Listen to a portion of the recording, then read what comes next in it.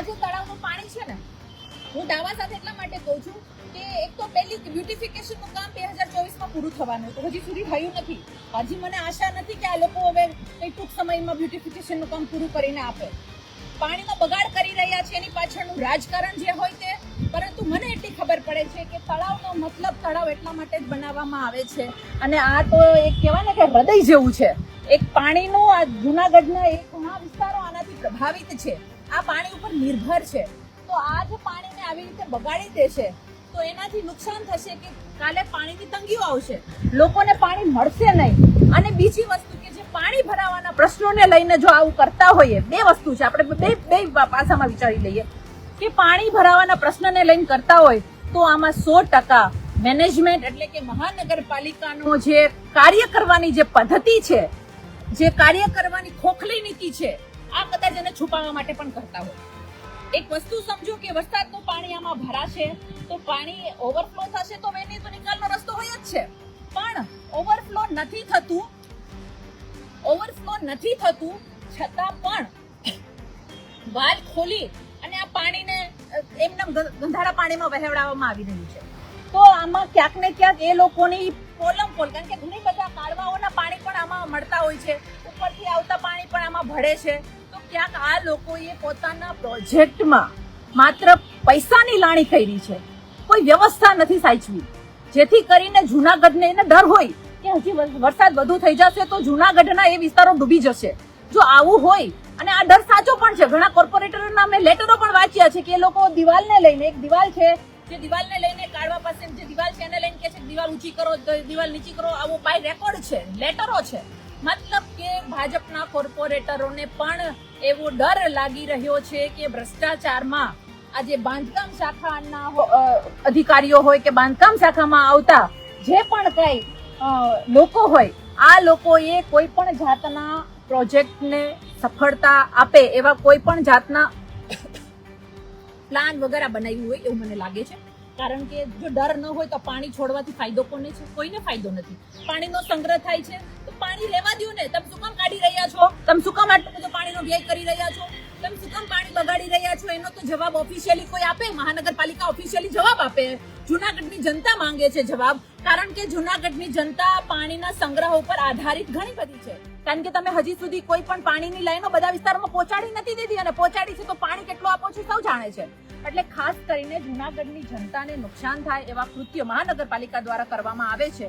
ત્યારે મારું એટલું કહેવાનું છે કે એ લોકો એના ભ્રષ્ટાચાર અને એની જે ખોખલી કામગીરી છે એને છુપાવવા માટે કરતા નથી ને, આ સૌથી મોટો પ્રશ્નાર્થ છે. કારણ કે એમને આગળથી પણ બધી ગટરોના પાણીના નિકાલની જો વ્યવસ્થા કરી હોય, કારણ કે તળાવનો ફાયદો શું?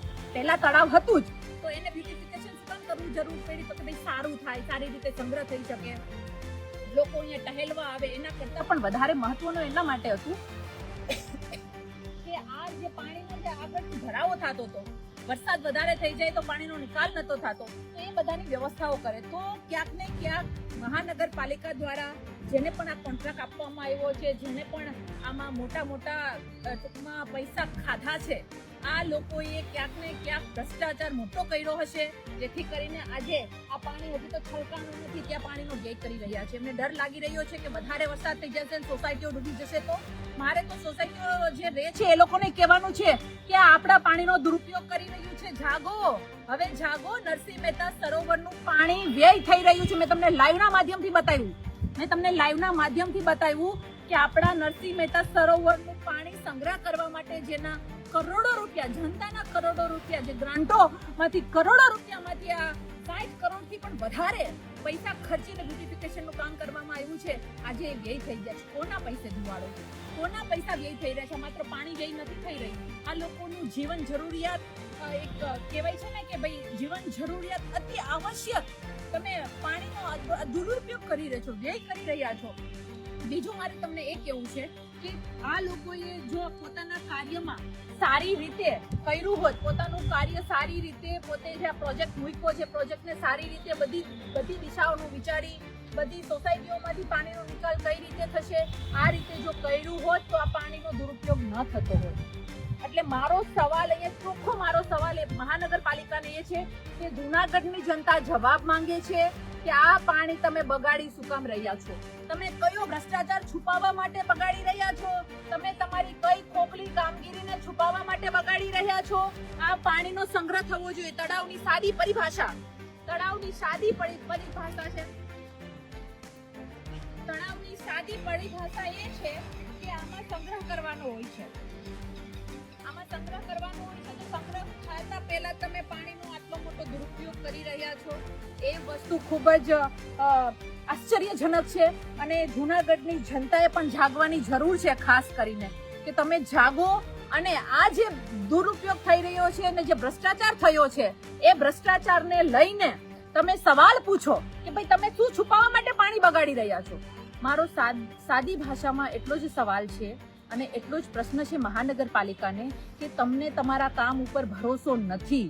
તમને ખબર છે કે તમે કેટલા પૈસા ચાવ કર્યા છે, તમને ખબર છે કે તમે કેટલા પૈસાનો ભ્રષ્ટાચાર આ પ્રોજેક્ટમાં કર્યો છે, જેથી કરીને તમે લોકોને સુવિધા નથી આપી શક્યા, તમે લોકોની સગવડતા નથી સાચવી શક્યા, તમે એ નિકાલ કરવાનો પાણીનો નિકાલનો યોગ્ય રસ્તો કરી નથી શક્યા. એટલા માટે તમને ડર લાગે છે અને એટલા માટે તમે આ પાણીને આવી રીતે દુરુપયોગ કરી રહ્યા છો. પાણી ક્યાંથી જાય છે એ પણ હું તમને બતાવી દઉં.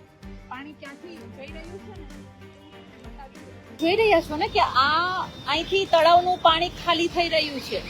શું કામે કરી રહ્યા છે પાણી અને ગટરમાં પાણી શું કામે ભેળવી રહ્યા છે એનો મહાનગરપાલિકા જવાબ આપે.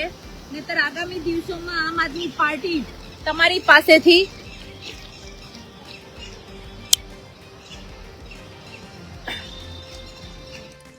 અમે લોકો તમારી પાસે આનો જવાબ માંગવા ચોક્કસ આવીશું. અને ખાસ મારે એટલું કહેવાનું છે કે જૂનાગઢની જનતાએ જાગવાની જરૂર છે.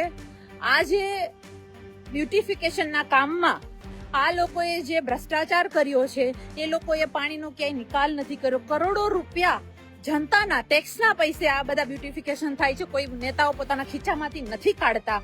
અને આ જે કરોડો રૂપિયા આપણે પાછું ટૂંકમાં ટેક્સમાં આપણે આપણા ખુદના પૈસા બચાવવા માટે પણ બચાવી નથી શકતા ને ટેક્સ ભરવા પડે છે. અને આ ટેક્સના રૂપિયે આ લોકો બ્યુટિફિકેશન કરે છે અને બ્યુટિફિકેશનના નામે કરોડો રૂપિયા ચાવ કરી જાય છે. અને જે મેં તમને દ્રશ્યો બતાવ્યા એ ખૂબ ગંભીર દ્રશ્યો છે. જૂનાગઢમાં રહેતા હશે અને ખબર હશે કે પાણીની કિંમત શું છે અને પાણી જ્યારે નથી મળતું ત્યારે એની પરેશાની શું છે. એટલા માટે મહાનગરપાલિકામાં બેસતી ભાજપે પેલા જવાબ આપવો પડશે કે જનતાનું આ પાણી છે તમે શું કામે વ્યય કરી રહ્યા છો? કયા તમારા ભ્રષ્ટાચારને તમે છુપાવી રહ્યા છો? તમે આ પ્રોજેક્ટ મૂક્યો ત્યારે તમે જૂનાગઢના એ સોસાયટીનો વિચાર નતો કર્યો કે ત્યાં પાણી ભરાશે એવું કઈ તમને ડર લાગી રહ્યો છે? એટલે અહીંયા કોર્પોરેટરો પણ ભાજપના કોર્પોરેટરોએ પણ ઘણા બધા વિષયોને લઈને ટકોર કરી સમજવાનું છે કે ભાજપને પણ ડર લાગી રહ્યો છે કે અમારી આ ખોખલી કામગીરી બહાર આવશે.